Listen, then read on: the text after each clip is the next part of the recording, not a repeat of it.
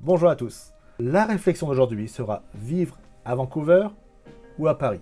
J'ai vécu 4 ans sur Paris, et là ça va faire à peu près la 7e année que je vis sur Vancouver. Et j'ai souvent des amis, aussi bien canadiens que français, qui me demandent quelle ville est la meilleure, quelle ville est la plus agréable à vivre. C'est pas très facile de comparer Vancouver et Paris, car d'un côté tu as Paris qui est là depuis des années, qui a des magnifiques monuments, magnifique architecture. Et tu as Vancouver qui vient juste de célébrer ses 100 ans, mais qui est entouré de magnifiques montagnes, océans, forêts, lacs. C'est un peu incomparable. Pour comparer ces deux villes, on peut peut-être commencer par les transports. Donc on va commencer par Vancouver.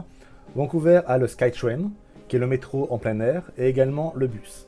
Ici, très peu de monde, donc c'est très facile d'accès et tu trouveras toujours une place pour t'asseoir. Les gens sont aussi super polis. Ici, les gens font la queue. Alors c'est peut-être un peu bizarre pour les Parisiens, mais oui, ici les gens, quand ils arrivent au bus, ils font la queue, et si tu es arrivé troisième, tu monteras troisième dans le bus. Paris, je me souviens que je me faisais plus souvent pousser du métro ou du RER, plutôt que de me faire inviter gentiment. Petite histoire du métro parisien. Un jour, en sortant du boulot, je rentre dans le métro, et là je vois un mec qui se lève du siège, qui remonte un peu son pantalon, qui me regarde avec un petit sourire dans le coin, un petit ricanement, et qui part. Alors t'es pas très bien réveillé, tu sors du boulot, Alors là je me dirige vers le banc, et là qu'elle se joue, mais une énorme mec avait comme pas possible sur le banc. Il avait sur le banc. Et normal, c'était normal.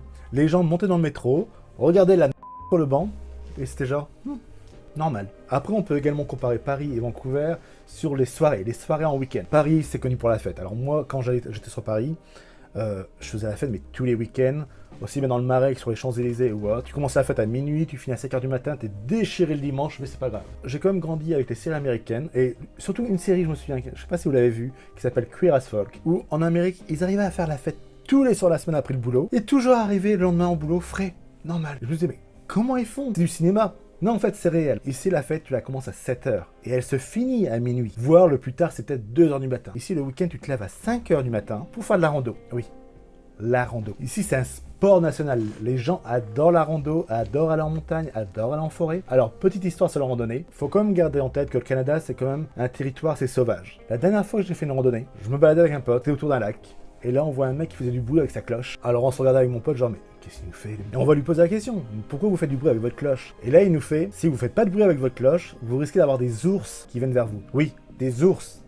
Alors là, je peux vous assurer que tu la fais pas très tranquille ta randonnée. Non, tu regardes comme ça dans tous les deux sens. Alors, il faut également savoir que la cloche, oui, va peut-être faire reculer les ours, mais également faire du bruit peut attirer les cougars. Oui, s'il y avait des ours, non, il y a des ours et des cougars. Il n'y a pas que ça, mais c'est déjà pas mal. Donc je peux vous assurer que à la fin de la randonnée avec mon pote, on n'a pas profité. On regarde à droite, à gauche, à droite, à gauche. Je commençais à me faire des théories dans la tête. Est-ce que je dois pas sauter dans le lac si un ours arrive? Comment je fais pour éviter un cougar? Alors que là, ma vie à Paris en week-end, c'est brunch et balade en parc. Alors là, tout de suite, quand tu penses aux cougars et aux ours, ma petite vie parisienne avec mes petits brunchs en week-end, là, ça te manque. Ça te manque pas mal. Comparer Paris et Vancouver, c'est pas très facile. Ce que je peux dire en conclusion, c'est que quand je suis sur Paris, j'ai qu'une envie, c'est retourner sur Vancouver. Par contre, quand je suis à Vancouver, j'ai une énorme nostalgie parisienne. Alors, si vous avez des idées sur Paris et Vancouver, n'hésitez pas à mettre un petit commentaire et me dire quelle ville vous préférez et pourquoi. Comme c'est l'une de mes premières vidéos, n'hésitez pas à mettre un petit thumbs up et également vous abonner pour voir la prochaine vidéo. D'ici là, à bientôt!